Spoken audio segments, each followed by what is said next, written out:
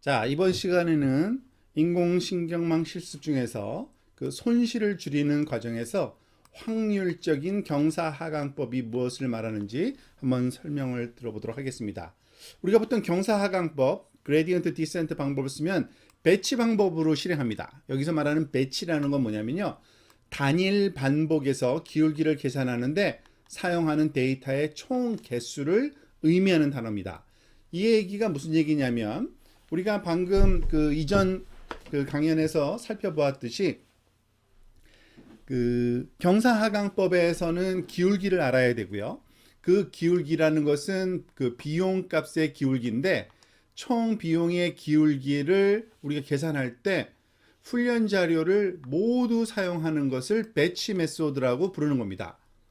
근데 그렇게 되면은 그 한 번 반복할 때 계산되어야 될 그 계산량이 굉장히 많기 때문에 오랜 시간이 걸릴 수가 있습니다. 그래서 좀 더 그 스마트한 방법으로 우리가 확률적 경사하강법이 사용되기도 합니다. 보통 약자로 SGD, Stochastic Gradient Descent의 약자로 이렇게 부르는데요. 이때는 그 반복할 때 그 경사를 구할 때 데이터를 전체를 쓰는 게 아니라 한 개, 데이터값 한 개만 사용하는 겁니다. 그러면은 확률론적으로 결국에는 전체 데이터를 쓴 것과 마지막에는 똑같아진다는 그런 그 가정이 있는 건데요. 근데 항상 이것이 맞지는 않습니다. 효과는 분명히 있습니다. 그렇지만 노이즈가 좀 심할 수 있고요. 이 확률론적으로 우리가 데이터를 그 기울기를 구하는 것이기 때문에 반드시 그 배치에 사용되는 데이터 하나하나는 무작위로 우리가 구해줘야 되는 그러한 조건이 붙기도 합니다. 그래서 그 약간 절충안이 있습니다. 보통 이거를 미니 배치 SGD라고 부르는데요. 그러니까 미니 배치를 사용한 확률적 경사강법이라고 합니다. 확률적 경사강법을 쓰는데 한 개만 쓰는 게 아니라 좀 작은 개수의 배치를 사용한다고 보시면 됩니다. 보통 그 10개에서 그리고 예를 들어서 뭐 1000개, 그러니까 이것은 데이터의 개수의 규모에 따라 다를 수가 있는데요. 10개로부터 시작해서 1000개 사이에 임의의 개수를 결정한 다음에 그 개수만큼의 데이터를 사용해서 기울기를 구하면 노이즈도 줄이고 그렇다고 전체 배치를 쓰는 것보다는 좀 효율적인 그러한 방법이라고 알려져 있는데요. 그와 같은 그 효율성은 우리가 플레이그라운드 소프트웨어를 사용해서 한번 실습해 보도록 하겠습니다. 우선 그 전에 다른 그 설명을 좀 더 들어볼 필요가 있는데요. 플레이그라운드라는 그 소프트웨어를 사용하기에 앞서서 우리가 플레이그라운드에서 어떠한 작업을 하는지 그 기본적인 그 디폴트 값을 좀 알아볼 필요가 있습니다. 보통 오른쪽 그림과 같은 이러한 사각 평면상에 점들이 표현되는데요. 이 점들이 주어진 데이터입니다. 이 데이터 세트는 매번 우리가 원하는 스타일로 주어지는데요. 그 두 가지 레이블을 갖는 그러한 데이터 세트입니다. 지금 보다시피 그 오렌지색 그리고 여기에 보면은 또 파랑색 점들이 있는데요. 그 예를 들면 어떤 점이니까 파랑색 점을 스팸 그 데이터를 구분할 때는 스팸 데이터 그리고 이 오렌지색은 스팸이 아닌 데이터의 그런 그 특성의 위치값이라고 우리가 분산 플롯이라고 볼 수 있고요. 만약에 어떤 그 산에 있는 나무들의 건강한 나무와 건강하지 않은 병든 나무를 구분하는 그런 위치 정보라고도 생각할 수 있겠죠.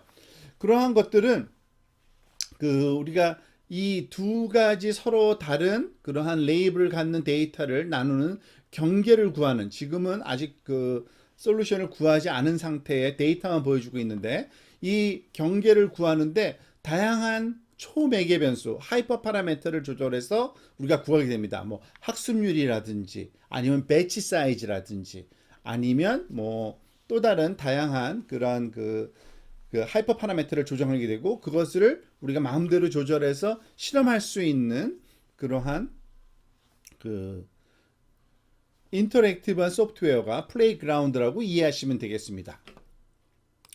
자, 그 플레이그라운드를 우리가 사용하기에 앞서서 몇 가지 더 그 사용법 몇 가지를 좀 알아볼 필요가 있는데요. 실행을 시키면 이와 같은 그 인터페이스가 생기는데요. 그 좌측 상단에 있는 두 개의 버튼이 있습니다. 이 동그라미 화살표는 재설정이라 그래가지고요. 우리가 모델을 다시 처음부터 반복해서 학습을 다시 하려고 할 때 이런 재설정을 누르시면 되고요. 이렇게 조그만 화살표 오른쪽으로 가게 되어 있는 것은 반복을 한 단계 한 단계 진행시키는 그러한 과정을 실행시키는 겁니다. 그리고 여기에 그 재설정이라는 버튼이 하나 있는데요. 그러니까 데이터 세트를 랜덤하게 다시 한번 생성해 보는 겁니다. 그러니까 처음부터 다시 한번 리셋해서 시작하고 싶을 때는 이 버튼을 누르시면 됩니다. 자, 이 링크를 따라서 들어가시면 이와 같은 그 인터페이스가 하나 나올 겁니다. 지금 앞에서 설명한 것과 똑같은 건데요. 지금 오른쪽에 있는 이 사각형에 두 종류의 데이터, 그러니까 오렌지색 데이터하고 파랑색 점으로 표현되는 데이터가 있습니다. 하나는 그 레이블이 그러니까 true고 하나는 레이블이 false라고 생각을 하시면 되겠죠. 그 입력값 x1과 x2, 좀 수평과 수직으로 표현되는 그 데이터의 위치값이 분산 플롯으로 보여지고 있고요. 이 데이터를 그 매번 실습할 때마다 우리가 원하는 형태로 재생성이 가능합니다. 즉 이와 같이 클릭을 하시면 그 분포의 위치가 달라지죠. 파란색 데이터와 그 여기 그 오렌지색 데이터의 위치가 다르게 표시되는 걸 알 수 있고요. 아까 얘기한 것처럼 그 여기 단계라고 그 나타나는 버튼을 누르시면은 지금 보다시피 오른쪽 이 데이터에 그 두 개의 그룹을 나누는 경계선이 우리가 임의로 구해지게 되고요. 근데 이것은 그 반복을 딱 한 번 한 겁니다. 즉 그레디언트 디센트의 한 단계만 한 겁니다. 그래서 계속 단계를 진행하면 할수록 점점 더 정확한 구분이 되는, 즉 이 파랑색 바탕이 말하자면 파랑색 데이터들이 있을 지역이고 이 오렌지색 바탕은 오렌지색 데이터들이 있는 그러한 배경이 되게 되고, 이 결정 경계는 그 사이를 지나는 이 하얀색 선이 되겠죠. 지금 보다시피 오른쪽 위에 또 학습 손실이라 그래가지고 이것이 데이터가 얼마만큼 그 로스 펑션, 그러니까 비용 함수의 값이 얼마가 됐는지를 보여주고 있고요. 0. 디지털로도 그리고 그래프로도 보여주고 있습니다. 우리가 진행을 하면 할수록 이 숫자가 점점 작아지겠죠. 0.279에서 0. 그 잠깐 좀 올라가기도 했는데 이와 같이 불안정하기도 합니다. 계속 지금 감소하고 있는 걸 알 수 있죠.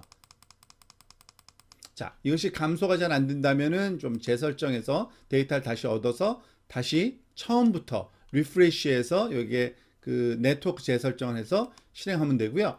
지금 이 그 뉴럴 네트워크를 지금 그 비주얼라이제이션 하고 있는 이 경우에는 지금 보다시피 입력 노드 두 개에 출력 노드 하나만 있는 겁니다. 우리가 그 뉴럴 네트워크 처음 그 설명할 때 그 로지스틱 유닛이라고 얘기를 했었죠. 논리 유닛과 마찬가지로 히든 레이어가 전혀 없는 그러한 경우를 지금 가정하고서 해보는 겁니다. 그러니까 이것을 클릭할 때마다 한 번씩 반복해서 그것을 활용하고 있고요. 지금은 0.22의 학습 손실, 그리고 0.21, 좀 오히려 더 커지고 있는데 줄어들기도 하죠. 계속 하다 보면은 점점 줄어들고 있는데, 자, 여기에 중요한 것이 바로 학습률입니다. 우리가 학습률을 굉장히 높게 잡았죠. 그러니까 이게 커졌다 작아졌다 그 소위 그 비용 값이 오히려 그 수렴하지 않는 걸 알 수 있는데, 이 값을 한번 제가 0.1로 놓고서 처음부터 다시 한번 실습해 보도록 하겠습니다. 어떻게 되나요? 점점 감소하는 그런 양상을 보여주고 있죠. 근데 처음부터 이미 많이 감소했기 때문에 그 이 값의 변화가 별로 없는 거고요. 이것을 한 0.01로 아주 작게 한번 잡아보고서 다시 한번 실습을 해보도록 하겠습니다. 그러면 점점 작아지고 있고, 지금 워낙 그 모델 자체가 단순하기 때문에 아주 쉽게 그 수렴하는 걸 알 수 있습니다. 자, 그런데 여기 아까 실습할 때 우리가 느꼈을지 모르겠지만 이 그 노드와 그리고 이 출력 노드 사이를 연결하는 이 선이 굵기가 변하게 되어 있습니다. 사실은 이 굵기를 좀 크게 변하게 하기 위해서 제가 일부러 학습률을 좀 키우고 처음부터 이 데이터도 아예 다른 걸로 해서 실행해 보겠습니다. 때때로 이것이 굵어지기도 하고 두꺼워지기도 하고 얇아지기도 하는 걸 알 수 있는데요. 요 그 선의 굵기가 말하자면 웨이팅 값입니다. 지금 0.48이죠. 이 웨이팅 값도 우리가 마음대로 직접 바꾸어 줘도 됩니다. 그렇지만 어떻게 바꿔야 될지를 모르니까 사용하지 않는데, 직관적으로 예를 들어서 이거를 한 뭐 1.0 우리가 바꾼다. 그러면은 이 그 x1에 곱해지는 웨이트는 1.0이고요. 이것의 두 번째 것도 우리가 바꿔줄 수가 있는데, 예를 들어서 이 키보드를 쓰는 게 좋겠네요. 그리고 이거는 0.5 하면은, 즉 x2와 0.5를 곱하고 x1엔 2를 곱해주는 그 직선 방정식이 여기 주어지는 걸로 우리가 확인할 수가 있습니다. 그리고 이것을 우리는 그 소위 그레디언트 디센트 방법으로 구하는 거죠. 이렇게 스텝마다. 그러면은 일정한 횟수 후에는 수렴을 해서 굉장히 빨리 수렴하죠. 그리고 여기 오른쪽 아래에 또 우리가 그 두 가지를 할 수 있는 그 변형을 줄 수 있는데, 테스트 데이터를 표시할 수 있고요. 지금 설명은 안 했지만 원래 요 훈련 자료만 가지고서는 그 정확도를 우리가 확인할 수가 없습니다. 그래서 같은 분포를 갖는 또 다른 자료를 가지고서 실험했을 때 어떻게 분류가 되는지를 보여주기 위해서 좀 더 그 선명한 검은색 테두리로 둘러싼 두 개의 종류의 테스트 데이터도 볼 수 있고요. 출력 값을 구분하는 그 리전을 명확하게 그 요 바운더리로 지금 결정되고 있다는 걸 알 수 있습니다. 그러니까 다양한 학습률 값을 가지고서 여러분이 실험해 보시면 이 수렴이 얼마나 빨리 되는지, 학습률이 굉장히 작게 한번 해볼게요. 그러면은 굉장히 느리게 수렴합니다. 지금 보다시피 점점 수렴하기는 하는데 너무 수렴이 느리네요. 이 정도까지만 한번 해볼까요? 다시. 자, 수렴하기는 하는데 0.536 점점 작게 수렴하고 있죠. 굉장히 느리게 수렴하는 걸 알 수 있습니다. 그래서 너무 작은 값을 가지고 하려면은 안 되고, 이 적정한 값을 우리가 찾아서 우리가 수렴을 빨리 되도록, 지금 아주 수렴이 잘 되고 있네요. 그죠? 점점 수렴되는 그러한 것을 확인할 수가 있습니다.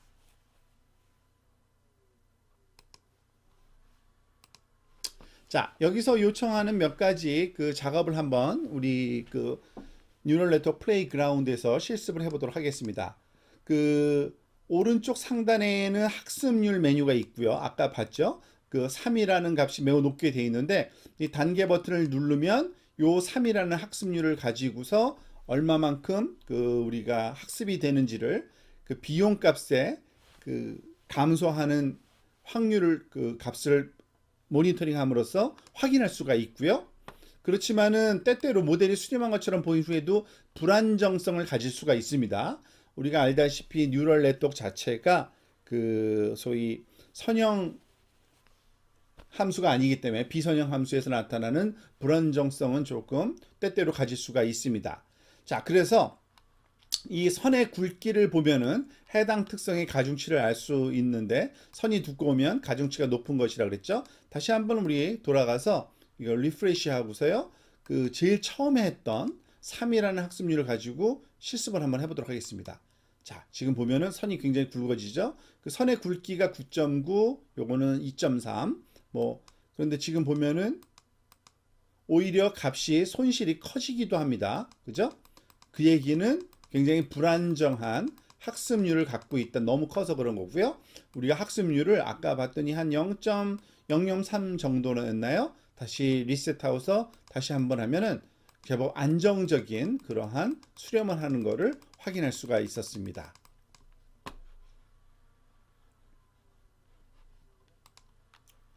자, 그러면은 이제 다음 두 번째 작업을 한번 볼까요? 재설정 버튼을 눌러서 학습률을 낮추고 단계 버튼을 여러 번 눌러서 그 여기에 답을 한번 해보도록 합시다. 학습률을 낮추면 수렴에 어떤 영향이 있는지, 그리고 모델이 수렴하는 데 필요한 단계 수 및 모델이 얼마나 부드럽고 안정적으로 수렴되는지 살펴볼 필요가 있고요. 학습률을 이보다 더 낮춰서 실험해보면 얼마나 낮아지면 유용성이 사라지는지 한번 살펴볼 필요가 있습니다. 사실은 한번 해보면 알겠지만 한 0.1 정도면 효과적이 이루어지고요. 더 낮추면 수렴에 걸리는 시간이 오래 걸리기 때문에 유용성이 더 떨어진다고 볼 수 있는데요. 그 실습을 다시 한번 해보도록 하겠습니다. 자, 일단 리프레시 하고서요. 0.1 정도까지 놓고서 한번 해볼까요? 그럼 굉장히 수렴 속도가 빨라져서 거의 두세 번 만에 수렴하고 더 이상 변화가 안 되고요. 만약에 0.001이었나요? 자, 리프레시하고 수렴이 속도가 조금 느리죠. 그래서 0. 점점 그 학습 손실이 감소하고는 있습니다. 그 얘기는 그 최소점으로 점점 접근하고 있다는 얘기입니다. 그렇지만 굉장히 오랜 시간이 걸리니까 효율성은 좀 떨어진다고 우리가 해석을 할 수가 있겠습니다.